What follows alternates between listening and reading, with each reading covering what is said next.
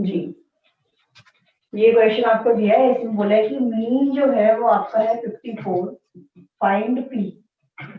इस टेबल का मीन आपको दिया हुआ है, आपको पी निकालना है बच्चे। कैसे करेंगे? अपनी तरफ से नॉर्मल क्वेश्चन को सॉल्व करेंगे, आगे बढ़ेंगे। आप xi निकाल लीजिए, तो 0 और 10 की 20 की मिड वैल्यू 10, 30, 50, 70, 90। फिर हम मीन निकालने के लिए तरीका क्या होता है, नेक्स्ट कॉलम बनता है, उसका नाम होता है एफ आई एक्स आई। भाई मीन का फॉर्मूला तो वही है जो हमें पता है, सिग्मा एफ आई एक्स आई अपॉन सिग्मा एफ आई, राइट। तो अभी हो जाएगा 7 into 10 70, p into 30 30p, 10 into 50 500, 7 into 9 630 हो जाएगा, 30 into 9 हो जाएगा आपका कितना 1170, ये होगा। अब आप कर दीजिए इनका total, sigma F I x I which is total करेंगे तो 117, थोड़ी लंबी कैलकुलेशन होगी थोड़ी, कोई बात नहीं, ऐड कर लेते हैं। 630 और 70 तो हो गया 700, 1200, तो 1170 और 1200 073 2370 प्लस 33, वो तो ऐड नहीं हो सकता किसी में। इधर सिग्मा एफ आई निकालेंगे तो वो आ रहा है कितना 7 प्लस 10, ये और आपका 17, 17 और 13 30 प्लस 9 39 प्लस पी, ये आ रहा है आपका 39 प्लस पी, ठीक है। तो अब मीन के फॉर्मूला अप्लाई कर दो, ये बन जाएगा 2370 प्लस 30p अपॉन में 39 plus p is equal to 54। बस अब इसको इधर ले आओ, सॉल्व करना है, कैलकुलेशन थोड़ी लंबी थी। 54 39 प्लस p, ठीक है। और अगर आप देखें ध्यान से तो मेरे वजह से 3 के बाद 30 कॉमन आ सकता है इसमें, तो मुझे लग रहा है if I am not wrong 30 common आ सकता है ना, देखना तो 2370 जो है वैसे कॉमन ले भी लोगे तो कुछ उखाड़ नहीं पाओगे, ले लो तो कैलकुलेशन में दी जाएगी। आप हम आ जाएगा 30 से 30 कॉमन आ रहा है, 3 से 30 इंटू ये आपका कितना 30 इंटू 7 210 और बच रहा है 7 270, 30 इंटू 9 तो ये 79, ये बच रहा है 79 प्लस पी। बहुत ज्यादा कुछ वो नहीं है, बस सॉल्व हो जाएगा हल्का सा। 3 से कटेगा 6 से कट रहा है, 6 into 5 6 into 9 9 into 39 plus P is equal to 5 into 79 plus P. अब थोड़ा ब्रैकेट ओपन करके पी निकाल दो फटाफट, निकाल दो फटाफट, बताओ मुझे पी कितना आ रहा है। 7th क्वेश्चन भी ऐसा ही था जो होमवर्क में दिया, 8th क्वेश्चन दिया गया था होमवर्क में, जिसने कर लिया अच्छी बात है, जिसने नहीं किया वो अब कर लेगा, इसके जैसे ही ना होगी।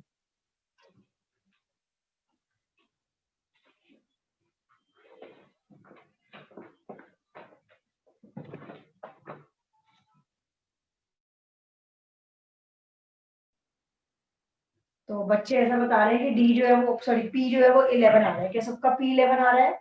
Yes ma'am. मैम हाँ जी, हाँ आ रहा है मतलब, ठीक है ठीक है। चलिए फिर आगे बढ़ते हैं। पी 11 आ रहा, तो दिस इज डायरेक्ट मेथड जो हमने पिछली क्लास में पढ़ा था और इसके बाद हमने क्वेश्चन कर लिए हैं, सबको क्लियर है मेरे ख्याल से, कुछ नहीं होता, बस सिग्मा एफ एक्स से निकालना। तो डायरेक्ट मेथड के बाद जो नया मेथड आता है जो हमने अभी पढ़ना है, that is called assumed mean method. क्या होता है अज्यूम्ड मीन मेथड में, जरा समझिए। इसका फॉर्मूला होता है a plus sigma F I D I upon sigma F I. आई मैंने आपको बताया था कल सब्सक्रिप्ट में होता है, तो ऊपर लिख देती हूँ गलती से। अभी डी आई क्या चीज है, देखो देखिए,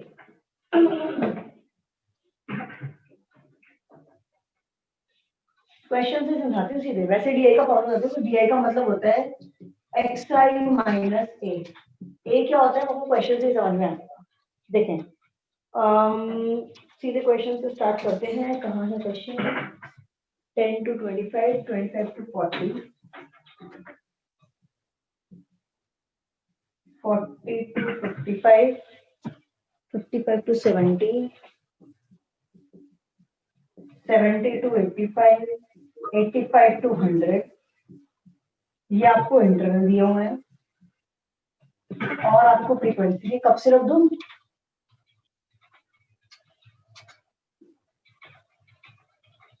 237666। देखें बच्चों, ये क्वेश्चन दिया आपको, बोला फाइंड मीन। आप डायरेक्ट मेथड से भी कर सकते हो, लेकिन अगर डायरेक्ट मेथड से करने को मना कर दे और बोले जी अज्यूम्ड मीन मेथड से करना, तो कैसे करोगे? तरीका होता है कि पहले तो आप एक नया कॉलम बनाओ, उसका नाम xi है। xi तो आपको निकालनी है, तो 10 और 25 की मिड वैल्यू निकालो। 10 और 25 की मिड वैल्यू आएगी 17.5। 17.5 इनकी मिड वैल्यू आएगी 32.5। इसकी मिड वैल्यू आएगी 47.5। इसकी मिड वैल्यू आएगी 62.5। इसकी मिड वैल्यू आएगी 77.5 और इसकी मिड वैल्यू आएगी 92.5। ठीक है, तो ये तो हुई xi। अब डायरेक्ट मेथड में सिंपल इजी में fi xi निकालते हैं। अज्यूम मीन में क्या होता है, एक कॉलम आपको एक्स्ट्रा बनाना पड़ता है जिसका नाम होता है di। di नाम का नया कॉलम बनता है और वो कैसे निकलता है, देखिए आपको मैंने बताया di is xi minus a ना। What is a?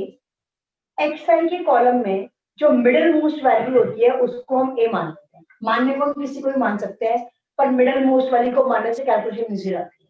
अब यहाँ xi की कॉलम में बीच में दो वैल्यूज हैं, दोनों में से किसी भी एक को a मान लो, या फिर इसको या इसको।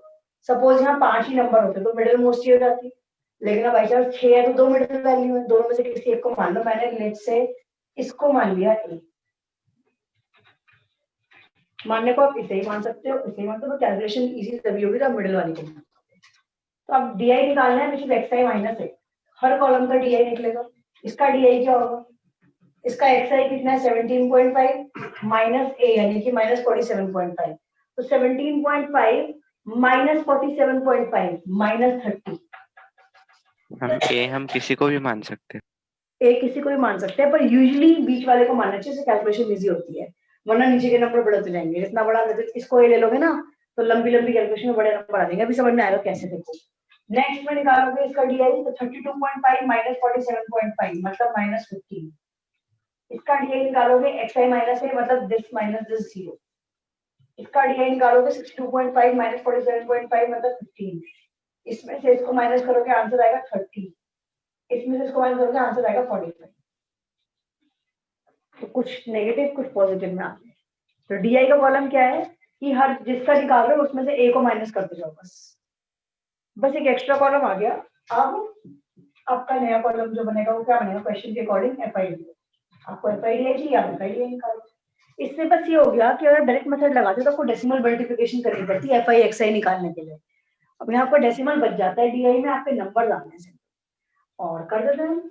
माइनस 30 इंटू 2 बन गया minus 60, minus 45 0, 6 into 15 90, 30 into 6 180 and 45 into 6, तो ये तो हो गया हमारा कितना 270।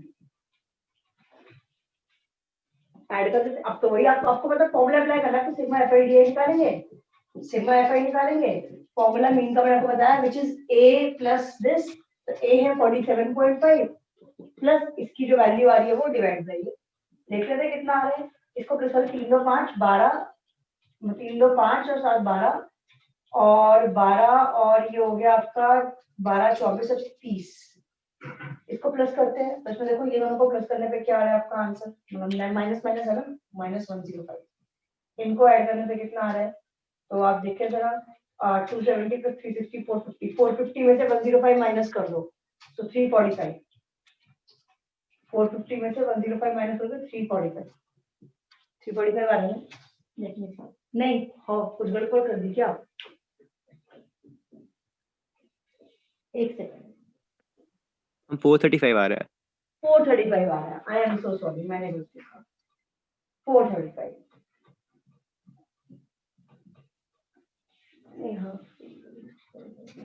ठीक है, तो 435 आ रहा है। तो ये बन रहा है 435 अपॉन में sigma F I which is 30। अब कर लो इसको सॉल्व। देखो इसका कभी भी एलसीएम मत लेना गलती से भी, बहुत बड़ी कैलकुलेशन में फंस जाओगे। हमेशा इनको डिवाइड कर लो, इनको डिवाइड करो, देख लो क्या आ रहा है। ये कट रहा है मेरे ख्याल 3 से कट रहा है, 3 इंटू 10, 3 इंटू 1 3, 3 इंटू 4 2 145.10 मतलब 14.5 कर लो है। 47 और 14 तो हो गया 61 और 62 आ रहा है, खत्म। कभी भी ऐसे क्वेश्चन जब आए तो एलसीएम मत लेना, इनको डिवाइड कर देना, और बाई चांस डिवीजन पूरा ना हो तो डेसिमल में आए बाद में ऐड कर देना, एलसीएम लेने जाओगे तो लंबा पड़ जाएगा। ठीक है, नोट करें, पहले क्वेश्चन का फॉर्मूला लिखें, ये लिखें, 2-3 क्वेश्चन करेंगे याद हो जाएगा, मीन में इतना ही है और कुछ नहीं है। इसके बाद स्टेप डेविएशन तो कट गया, तो यही है डोमेन है। आज हम मीन खत्म कर देंगे।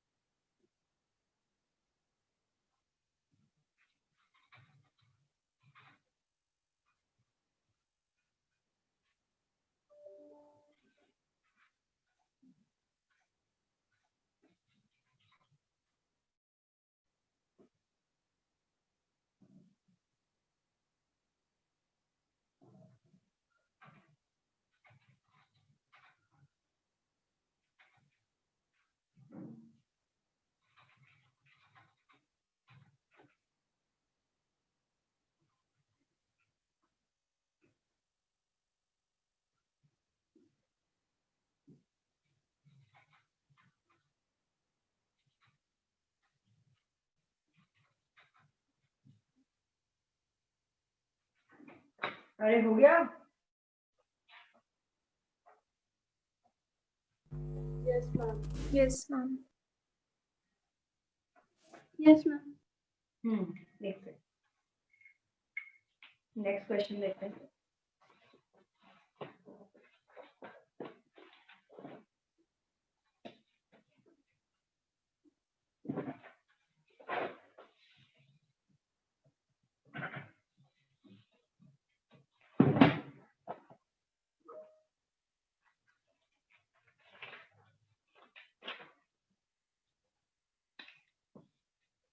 सिक्सटी फाइव से 68, 68 से 71, 71 से 74, 74 से 77, 77 से 80 और फिर 80 से 83 और फिर 83 से 86। ये इंटरवल है, ये एफ आई है। एफ आई दिया है 2 4 3 8, 2 4 3 8 7 4 2, 7 4 2। करो जरा, देखो एक्स आई निकालो। 65 और 68 के बीच की वैल्यू कौन होगी? 66.5। इसके बीच में कौन आएगी? 69.5, 72.5, 75.5, 79.5,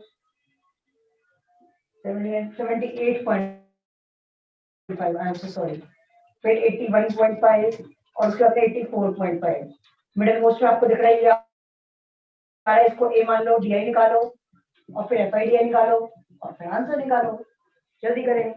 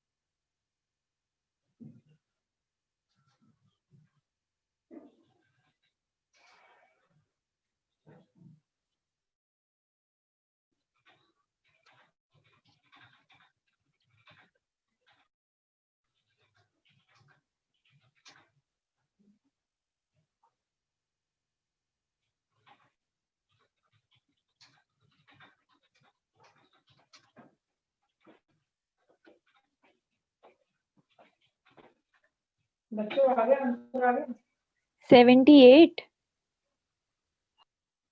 ये तो यार चेक करना पड़ेगा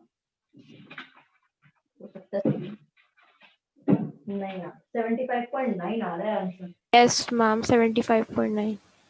5.9 देखो इसको ए मानना आपने यहाँ तो 0 हो जाएगा ये बन जाएगा 9 ये बन जाएगा 6 ये बन जाएगा 3 माइनस में ऑब्वियसली ये बन जाएगा आपका 3 6 9 तो अब ये मल्टीप्लाई कर दोगे तो -18 -24 -9 0 21 24 80 अब इनको प्लस करोगे तो क्या होगा देखो 20 -9 आंसर आ रहा है 12. 12 सिग्मा एफआईडी 12 सिग्मा एफआईडी क्योंकि आप देखो नेगेटिव पॉजिटिव कट रहा है इसलिए मैंने बोला कि बीच वाले को ए मानने का लॉजिक ही होता है कि उसमें सिमेट्री मिल जाती है देखो ये -9 है +9 है -6 है +6 है मतलब वैल्यूज ऑलमोस्ट सेम आ रही है बस प्लस माइनस का फर्क है अब वो डिपेंड ये करता है कि ये वाले तो इसकी वजह से सेम आए हैं क्योंकि इनके नंबर अलग अलग होते तो अलग अलग भी आते लेकिन कैलकुलेशन बाई चांस इजी पड़ जाती है प्लस माइनस का वरना लंबे लंबे नंबर आते हैं सिग्मा एफआई कितना आ रहा है 4 तो 6 3 9 8 17 7 24 और ये 30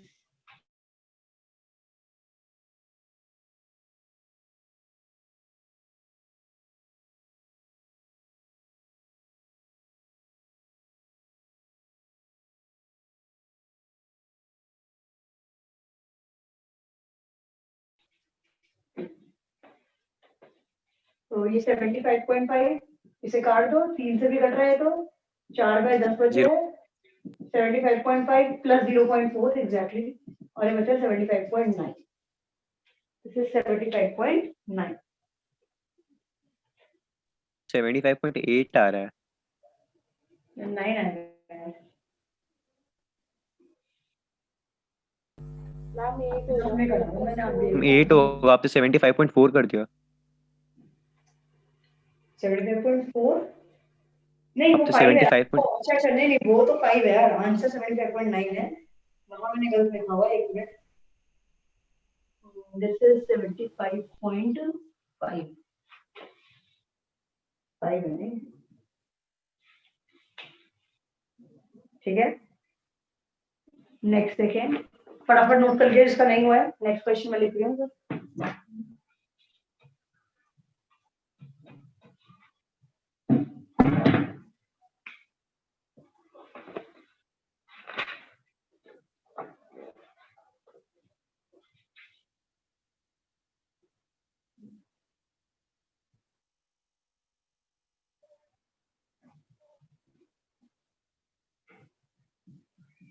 25 से 29 30 से 34 35 से 39 40 से 44 45 से 49 और फिर 49 के बाद 50 54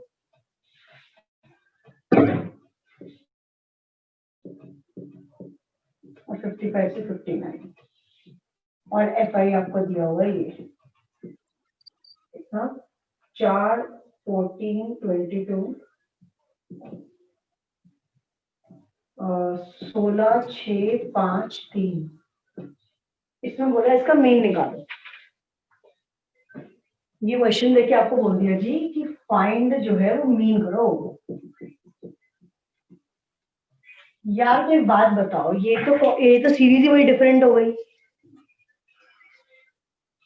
ये तो कॉन्टिन्यूस ही नहीं है हम तो पढ़ रहे हैं कॉन्टिन्यूस सीरीज जिसमें इंटरवल होते हैं इसके तो इंटरवल कॉन्टिन्यूस ही नहीं है ये तो 29 पे खत्म होकर 30 पे आ रहा है फिर 34 35 पे आ रहा है इस तरह की सीरीज को कैसे करेंगे देखिए 9th में भी थे ऐसे क्वेश्चन जब हम फ्रीक्वेंसी वो बनाते थे ना फ्रीक्वेंसी पॉलीगन पढ़ा है हमने 9th में शायद वो बनाते थे हम लोग तो उस टाइम पे भी था ऐसे डिसकंटिन्यूअस तो कैसे करते थे हमेशा बोलते थे हम लोग कि whenever the series is discontinuous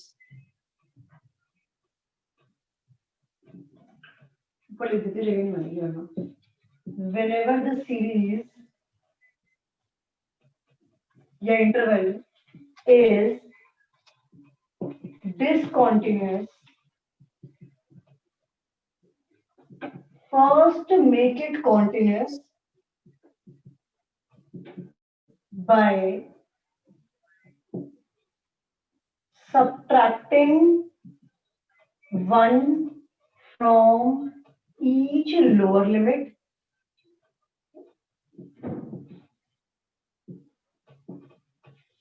and adding 1 to each upper limit. याद आ रहा आपको 9th में करे ऐसे क्वेश्चन एनसीईआरटी में ही थे. मतलब जब भी सीरीज डिसकंटिन्यूअस हो तो क्या करते हैं, नया इंटरवल बनाते हैं. फ्रीक्वेंसी तो वही रहेगी, सॉल्यूशन में मैं नया टेबल ही बना ली तरीके से. हर लोअर लिमिट में 0.5 माइनस, हर अपर लिमिट में 0.5 प्लस. इसमें से माइनस करोगे तो 24.5, 29.5, 34.5, 39.5, 44.5, 49.5, 54.5 और अपर लिमिट है 0.5 प्लस कर दो. तो 29 में 0.5 प्लस करोगे 29.5, 34 में प्लस करोगे 34.5, 39.5, 44.5, 49.5, 54.5, 59. समझे? जब भी इंटरवल डिसकंटिन्यूअस हो उसको कॉन्टिन्यूअस बना दो. हर लोअर लिमिट है 0.5 माइनस कर दो, हर अपर लिमिट है 0.5 प्लस कर दो. अभी कॉन्टिन्यूअस है, देखो यहाँ से जो एंड हो रहा है वही चल रहा है. बाकी फ्रीक्वेंसी वही रहेगी. 4, 14, 22, 16, 6, 5, 3. अब तो हो जाएगा.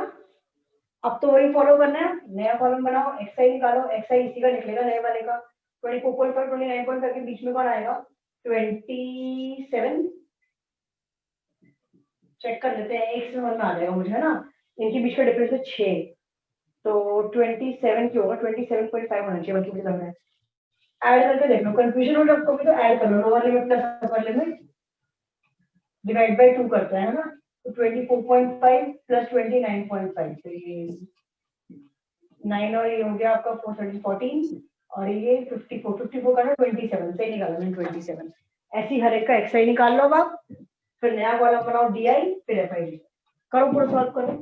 xi फिर di फिर fi di और फिर मीन बता दो. और अगर बिटवीन मीटिंग एंड हो जाए कि 1 मिनट दिखा रहा है या 3 मिनट दिखा रहा है, हो जाएगा उससे पहले क्वेश्चन एंड हो रहा है तो रिजॉइन कर लेना इसी लिंक को.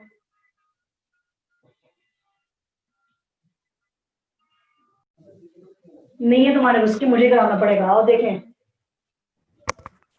मैम 39.7. अच्छा चलो, हो सकता है. ये जरा वो करते हैं, xi निकाल लेते हैं पहले सबके जरा, है ना. तो इसका xi कितना आ रहा है? 29.34.5 का 9 और 4 13, 13 और 14 कितना आ रहा है xi? बताओ पहले मुझे सारे लाइन से. 32, हाँ 37, 42, 42, 47, 52, 57. बढ़िया. इसके बाद में हम निकालेंगे, हमने किसी बीच वाले को मान लिया xi, तो ये a, तो ये बन गया मेरा a मान लो, तो 0 हो गया. ये बन रहा है कितना? -15, -10, -5, 10, सॉरी 5, 10, 15. फिर हम निकालेंगे FIDI, तो -60, -140, -110, 0 और 5 into 6 30, 10 into 5 50, 15 into 3 45. हम निकालेंगे sigma FIDI and sigma FI. तो देखते हैं सिग्मा FIDI कितना आ रहा है, देखते हैं. तो क्या कर रहा है ऐड करके, ये आ रहा है -200 और -310 और ये कितना बन रहा है? 50 और 30 80 125.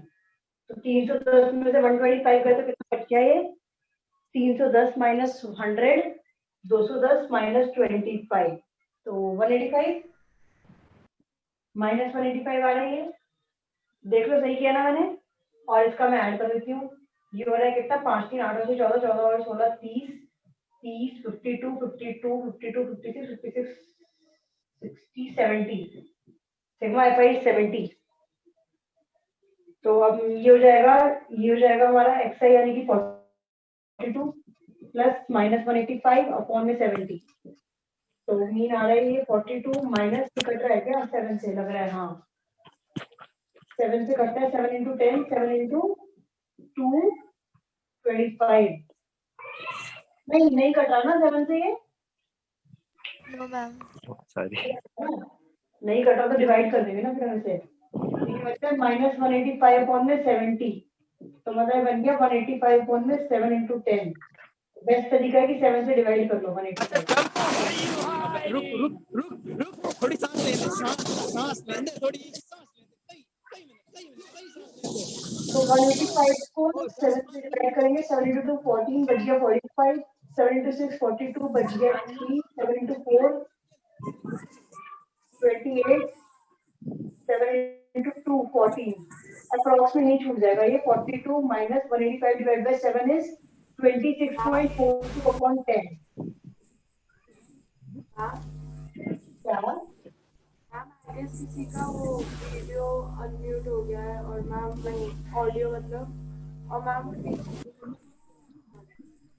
क्या बोलना चाह रहे हो बेटा ऑडियो अनम्यूट हो गया क्या तो इसका ऑडियो अनम्यूट हो गया। किसी बच्चे का यस मैम ऑडियो अनम्यूट हो गया है। जी तो ये हो रहा है 26.42 इनको डिवाइड करके ये आ रहा है और फिर नीचे का 10 है तो 10 को हटाओगे तो बन जाएगा 42 minus 2.642 अप्रॉक्सीमेट रहेगा आंसर जो भी आएगा 42 minus 2.642 कितना आ रहा है बच्चे बता रहे 39.3 है तेज बोलो तेज मैम 39.7 आया है मेरा 39.7 आया सीधे क्यों मैंने यहाँ गलत किया है क्या ऐसे कैसे बच्चों ऐसे कैसे ये कैलकुलेशन सही आ रही है 70 और -185 का ले बताओ 39.358। हाँ यही जो मैंने यही मैं बोलना चाहती थी वेरी गुड यही आएगा और अप्रॉक्स में आएगा क्योंकि पूरा डिवाइड हुआ नहीं था ना वहां पर इसलिए यहीं पे छोड़ देना अप्रॉक्स में आंसर यही दिया है पीछे भी मेरे को लग रहा है कौन सा क्वेश्चन दिया मैंने ये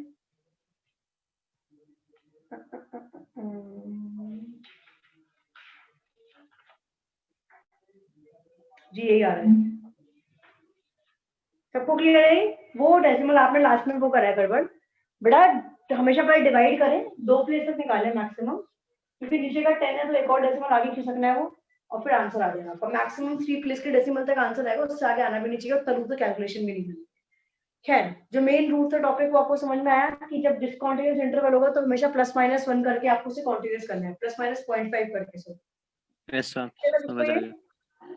यस मैम जी समझ में आ गया तो बहुत अच्छी बात है ये हो गया और चलिए एक क्वेश्चन और करते हैं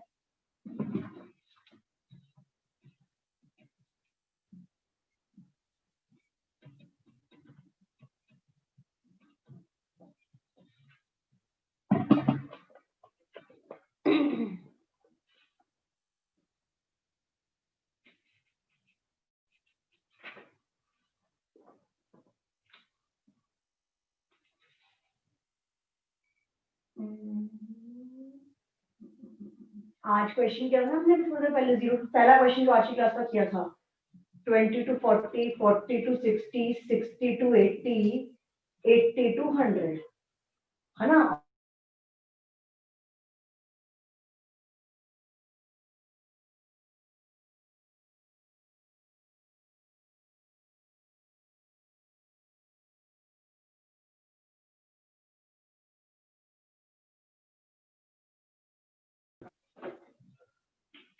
अज्यूमिंग मेथड से करके देख लेते हैं एक बार इस क्वेश्चन को आज की क्लास के स्टार्टिंग में कराया था मैंने तो डायरेक्ट से कराया था तो अगर बाई चांस आगे जी अज्यूमिंग मेथड से पी निकाल के देखा तो आपको तो वो भी आना चाहिए ना तो कर लेते हैं वो भी तो क्या तरीका होता है अज्यूमिंग मेथड से करने का भाई इसमें क्या होता है कि अब जो है एक्सआई निकालेंगे हम तो नॉर्मल फॉलो करेंगे इसको 10 30 50 70 90 फिर हम क्या करते हैं इसमें से बीच वाले को ए मानते हैं इसको ए मान सकते हो बिल्कुल मान सकते हो बिल्कुल सही आंसर आएगा लेकिन अपनी कैलकुलेशन को आसान करने के लिए याद रखें कि जब भी आपको मिसिंग फ्रीक्वेंसी निकालनी हो कोई तो हमेशा उसके सामने वाले को ए मानना नॉर्मल क्वेश्चन में तो मिडिल मोस्ट को मानते हैं मानने को हम किसी को भी मान सकते हैं मैंने आपको बताया तो इन जनरल इस क्वेश्चन में आप किसी को भी मान सकते हैं लेकिन कैलकुलेशन इजी करने के लिए जो फ्रीक्वेंसी निकालनी है जो मिसिंग वैल्यू निकालनी है उसके सामने वाले को ए मानना उससे क्या होगा, जब आप DI निकालोगे तो क्या होगा, यहाँ से 0 आ जाएगा, फिर 10 - 30 - 20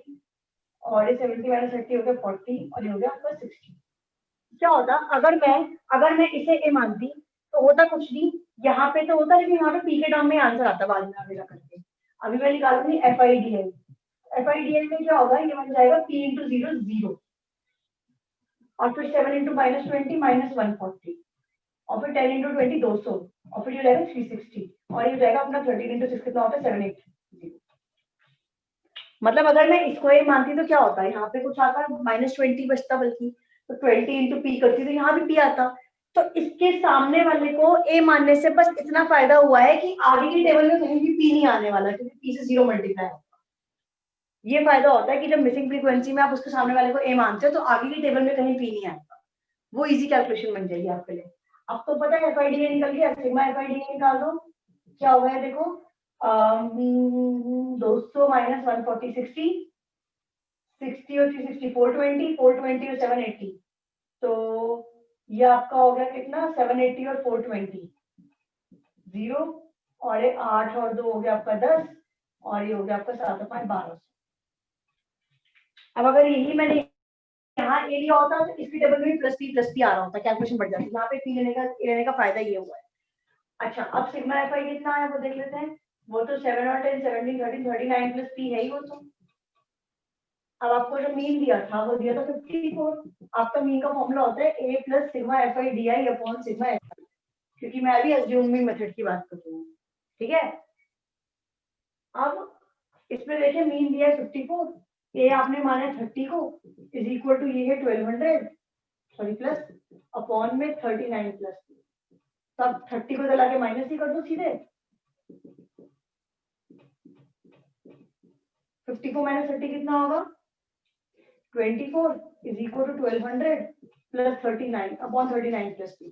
भाई ये तो मेरे को लग रहा है पूरा ही कट रहा है 12 से, 12 × 100 है ना, और 12 × 2 और 2 × 50, तो ये बच गया 1 is equal to 50 upon 39 plus 3।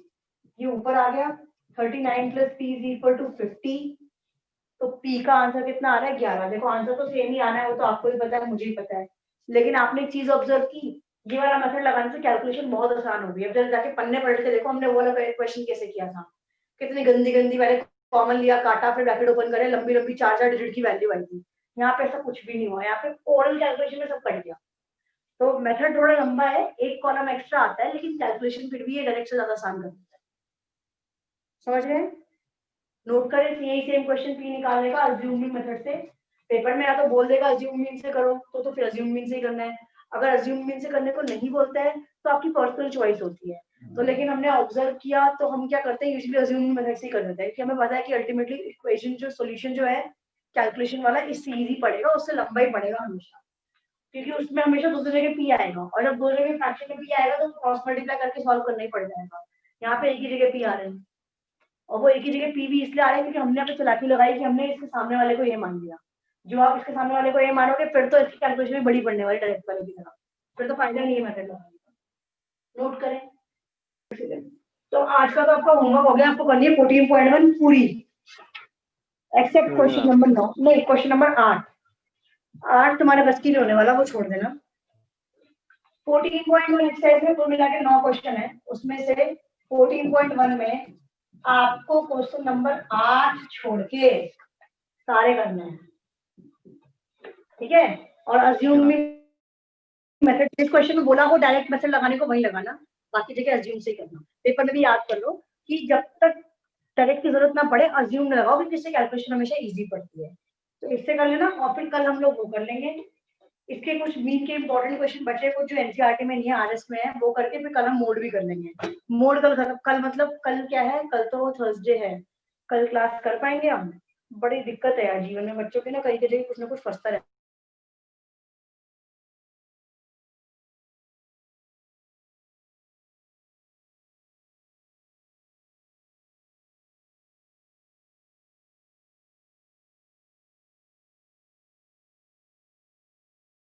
और अब मीटिंग यही चल रही है, ट्रायंगल वाले बच्चे रुके हैं, बाकी बच्चे जा सकते हैं।